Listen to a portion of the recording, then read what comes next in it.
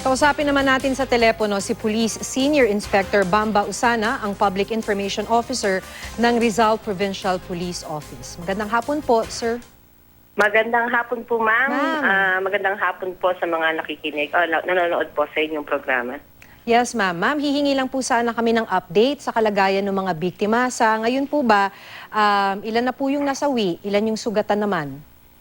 Opo.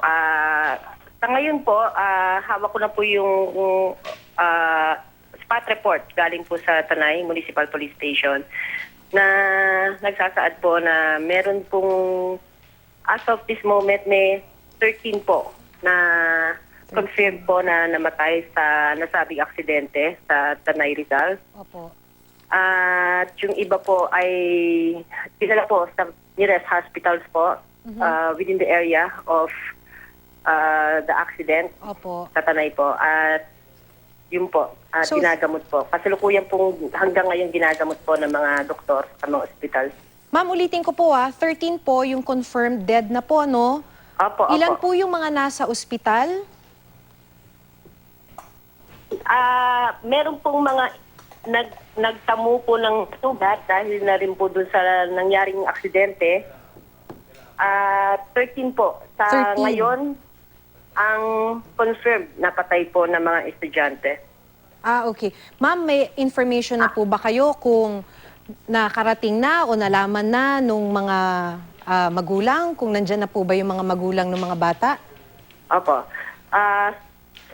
Sa amin po pagkakaalam, base po sa information binigay sa akin ng Chief of Police ng Tanay, patuloy po nilang kinokontak ang mga magulang, ang mga mahal sa buhay nitong mga biktima ng aksidente po dito sa vehicular accident po.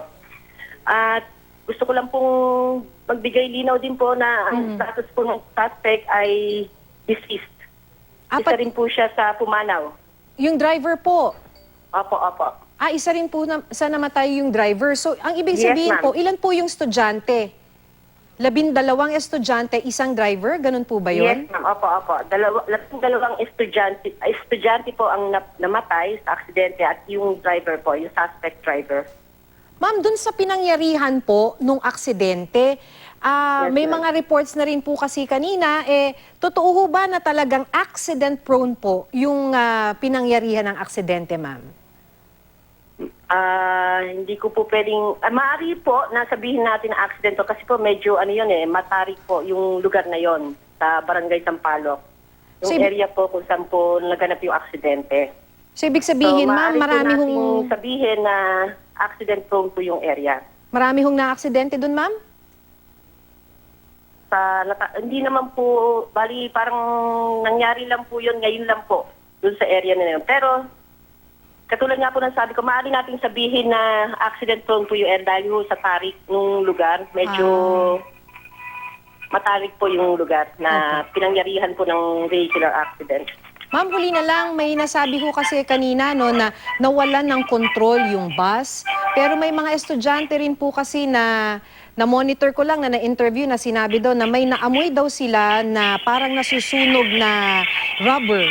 So meron na ho kaya tayong initial na resulta ng investigasyon kung paano nawalan ng control tong bus? Sa ngayon po, yung pa rin po ang basehan nung yung facts of the isa po sa facts of the case na may in-account po ng witness na nakatalon po dun sa bus. So na ano yun? may nangamoy po pong bakal to bakal, yung amoy sunog po na bakal to bakal. Na doon na po nakaramdam na rin po yung witness na yun nga, na may mangyayari na na pwedeng magkaroon ng aksidente sa naamoy ng witness na yon. So ano ho So yun? nakatalon po yung witness na yon from the bus.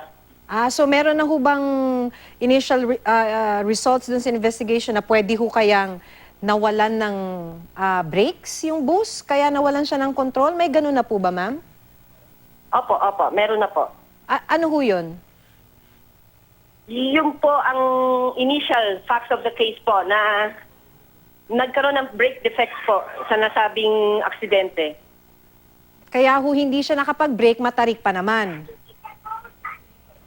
Opo, medyo hindi rin po natin masabi. Bali po, bibigyan po namin kayo ng update once kasi ongoing pa rin po ang investigation na ginagawa po ng Taytay Police Station. Patungkol po dito sa aksidente nangyari kaninang umaga. Okay, ma'am. Marami pong salamat sa inyong oras. Opo, salamat din po. Police Senior Inspector Bamba Usana ng Rizal Provincial Police Office.